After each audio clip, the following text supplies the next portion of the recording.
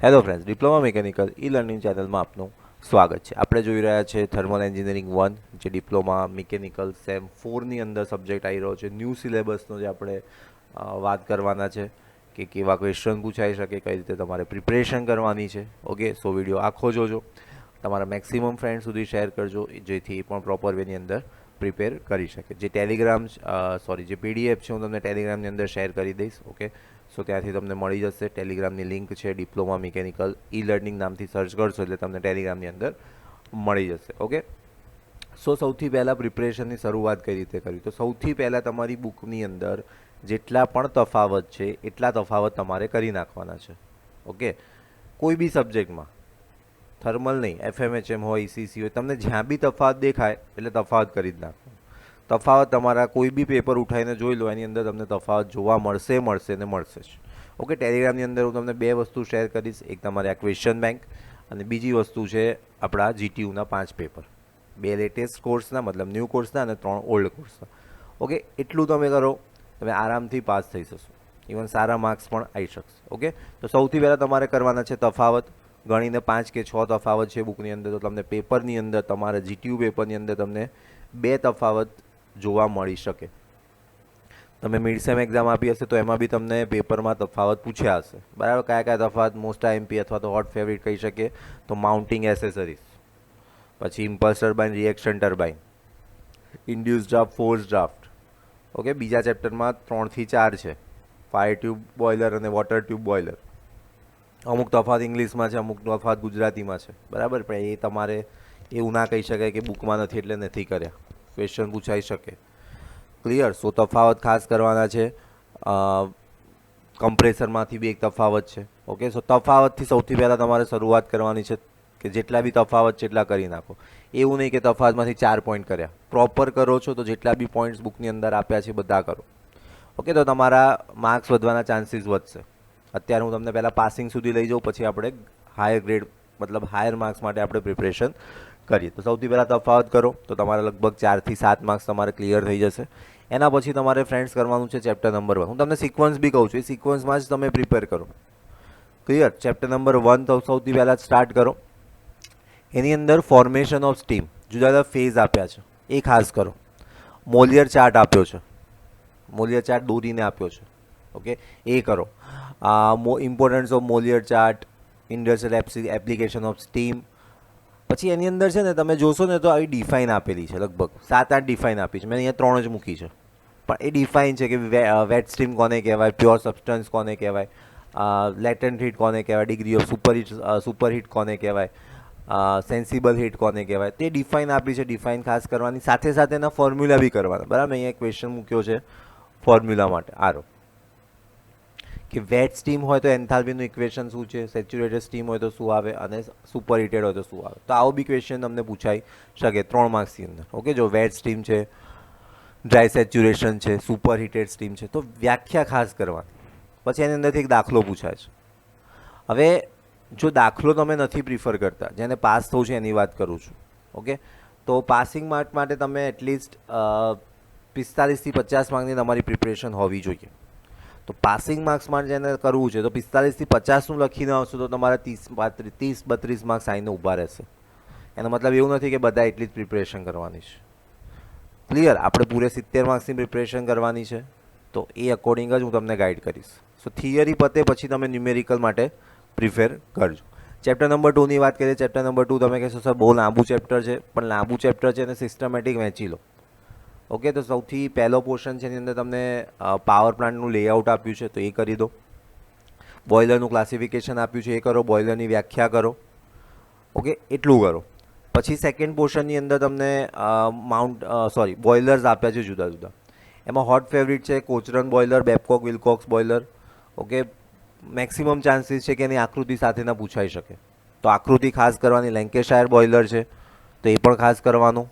એ પત્યા પછી તમારે કરવાનું છે આપણે માઉન્ટિંગ એસેસરીઝ. માઉન્ટિંગ એસેસરીઝનો તફાવત ખાસ અને ખાસ કરી દેજો. જબરો આઈએમપી હે ને, 6 એમવાળા સ્ટુડન્ટને ખબર હશે, હું જબરો આઈએમપી કહું એટલે ખતરનાક જ હોય જ પેપરમાં. ક્લિયર? માઉન્ટિંગ એસેસરીઝનો એક ક્વેશ્ચન તમને જીટીયુ પેપરમાં જોવા મળશે જ. ક્લિયર? પછી તમારે બીજું કરવાનું છે માઉન્ટિંગ અને એસેસરીઝના નામ અને એની એપ્લિકેશન અને પોઝિશન. તમને ટેબલ આપેલું છે બુકની અંદર, તો ટેબલ ખાસ કરી લેજો. તમને પૂછી લે કે બ્લો અપ કોકનું પોઝિશન અને કાર્ય જણાવો, એવા તમને 3 આપી દે, બરાબર, 3 તમારે લખવાના. તો આ ખાસ આવો ક્વેશ્ચન પૂછાઈ શકે, ધ્યાન રાખવાનું. બરાબર, જો ક્વેશ્ચન બેંક તો હું તમને શેર કરું જ છું, પણ આ બધી વસ્તુ જે તમને કહું છું ને તમારે ધ્યાન રાખવાની છે. બરાબર, બાકી પીડીએફ માટે જો વિડીયો જોતા હોય તો કોઈ જોવાની જરૂર નથી, ટેલિગ્રામમાં છે જ. પણ આજે હું બોલું છું ને એ તમને એક્ઝામમાં જ્યારે ક્વેશ્ચન વાંચશો ને ત્યારે યાદ આવશે કે હા પેલા સરે કીધું હતું. ઓકે, બેબકોક વિલકોક્સ, બરાબર, જો આયરો. બીજો એક તફાવત ઇન્ડ્યુસ ડ્રાફ્ટ અને ફોર્સ ડ્રાફ્ટ. ઓકે, ખાસ કરી દેવાનો. Package boiler, difference between natural draft અને આર્ટિફિશિયલ ડ્રાફ્ટ. ઓકે, ખાસ તફાવત કરવાનો. હવે દાખલાની વાત કરીએ ફ્રેન્ડ્સ. આ ચેપ્ટરના દાખલા એટલા ઇઝી છે કે તમે ના પૂછો વાત. બરાબર, ગણીને 5 થી 6 ઇક્વેશન છે, એ કરી નાખો, તમારા 7 માર્ક્સ ખિસ્સામાં છે. કેટલા માર્ક્સ? 7 માર્ક્સ. 7 માર્ક્સ માટે તમે 5 થી 6 ઇક્વેશન કરો, તમારું ગાડું છે પાર થઈ જશે. જેને પાસ થવું છે ને એને આ ચેપ્ટરના ન્યુમેરિકલ તો કરી જ નાખવાના છે. કઈ રીતે કરવું, ક્યાંથી કરવું, વિડીયોના એન્ડમાં હું તમને સમજાવું છું. બરાબર, ઓકે. આ સેકન્ડ ચેપ્ટરની વાત થઈ ગઈ. થર્ડ ચેપ્ટરની વાત કરીએ. હા, ખાસ કરજો, એફબીસી બોઇલર. હા, નવું છે પાછું, કદાચ પૂછાઈ શકે. ઓકે, ચેપ્ટર નંબર 3ની વાત કરીએ તો એમાં બી 2 પાર્ટ્સની અંદર તમે ચેપ્ટર ડિવાઈડ કરી શકો છો. એમાં એક તફાવત છે, ઇમ્પલ્સ ટર્બાઇન, રિએક્શન ટર્બાઇન. એ બી જબરું આઈએમપી. હા, ખતરનાક એમ. બરાબર, પછી આ ક્વેશ્ચન ખાસ કરી દેવાનો, need of compounding, maximum chances છે. બરાબર, પછી સ્ટીમ નોઝલ. ઓકે, પૂછાઈ શકે. ક્વેશ્ચન બધા જ અહીંયા આઈએમપી જ મૂકેલા છે, પણ એમાં હું તમને વધારે આઈએમપી કહી રહ્યો છું કે કયા પૂછાઈ શકે. ઓકે, હા. પછી કમ્પાઉન્ડિંગનો ક્વેશ્ચન તમને જોવા મળશે જ કે વેલોસિટી કમ્પાઉન્ડ શું છે, પ્રેશર કમ્પાઉન્ડ શું છે. તો એ તમને મસ્ત ડાયાગ્રામ એક આપેલો છે બુકની અંદર, હે ને. ઓપન કરશો એટલે તમને આઈડિયા આવશે. પછી હા, working principle of impulse turbine, steam નોઝલની એપ્લિકેશન.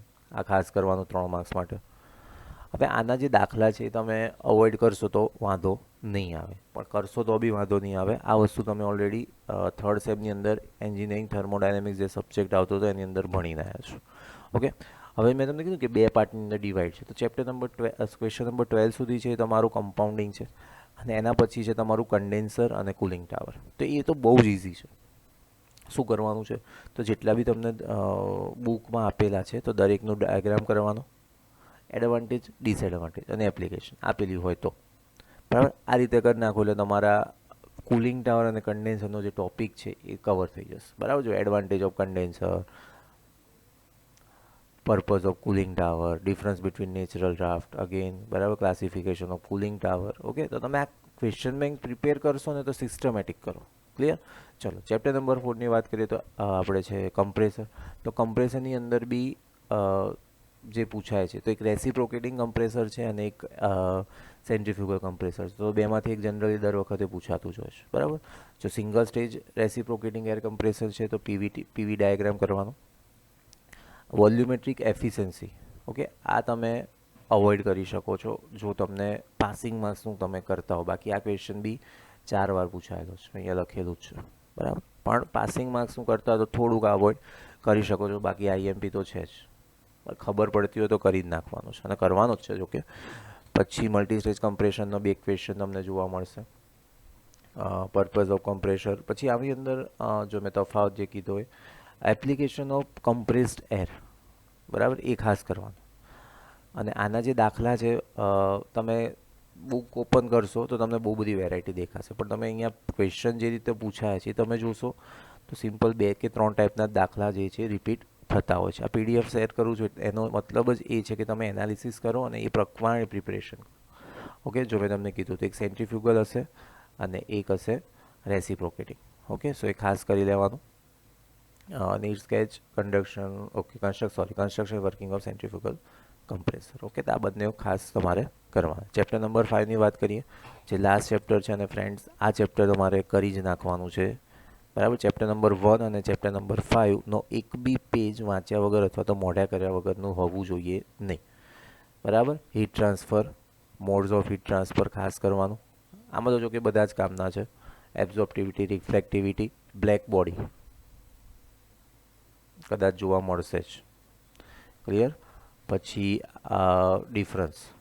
ડિફરન્સમાં તો તમને મેં કીધું કે પૂછાવાના જ છે. ક્લિયર? એના પછી ડિફાઇન હીટ એક્સચેન્જર. હવે આની અંદર બી બે પાર્ટ છે. એક છે તમારો કન્ડક્શન, કન્વેક્શન અને રેડિયેશન, અને બીજો છે તમારો હીટ એક્સચેન્જર. તો એક ક્વેશ્ચન તમારો કન્ડક્શન, કન્વેક્શન, રેડિયેશનમાંથી આવે છે અને બીજો ક્વેશ્ચન તમારો હીટ એક્સચેન્જરમાંથી આવે છે. તો હીટ એક્સચેન્જરની બે જ થિયરી બને છે. બીજી થિયરી અહીંયા મેં લખવાની રહી ગઈ છે. ઓકે, એક છે તમારું હીટ એક્સચેન્જરનું ક્લાસિફિકેશન, અને બરાબર કોઈ બી એક સમજાવો. બરાબર, સેમ વસ્તુ અહીંયા છે. એક રહી ગયું છે 16 નંબર એલ કરી દઉં, LMTD. બરાબર, LMTD કરીને એક ટોપિક તમને આપ્યો છે બુકની અંદર, લોગેરિધમિક મીન ટેમ્પરેચર ડિફરન્સ. ઓકે, તો એ ક્વેશ્ચન કરી દેવાનું. બેમાંથી એક ક્વેશ્ચન તમારે છે જ. અને આ ચેપ્ટરના દાખલા ગણીને બુકમાં 4 દાખલા આપ્યા છે. કેટલા? 4 દાખલા. તો એ 4 દાખલા તમને એક વાર તમને અહીંયા જોવા મળી જશે. ઓકે, અહીંયા 3 જ છે, પણ ચોથો બી સેમ એના જેવો જ છે. આવી રહ્યો. બરાબર, 4 દાખલા છે. 4 દાખલા એક વાર પૂછાઈ ગયા છે અને એકદમ ઇઝી. તમે જોશો ને તો આમ દાખલીઓ જેવું કહેવાય. ક્લિયર? સો આઈ હોપ હવે તમને ક્લિયર થઈ ગયું હશે. સો તમારી જે પ્રિપરેશન છે એમાં PDF તમને જરૂરથી હેલ્પ કરશે. સો આજથી જ તમારી પ્રિપરેશન સ્ટાર્ટ કરો, તમારા મેક્સિમમ ફ્રેન્ડ સુધી શેર કરો, જેથી એ પણ પ્રોપર વેની અંદર પ્રિપેર કરી શકે. ચેનલ સાથે જોડાયેલા રહેજો. આપણે દરેક સબ્જેક્ટની આ રીતે IMP જે છે શેર કરવાના છે. Thank you for watching this video.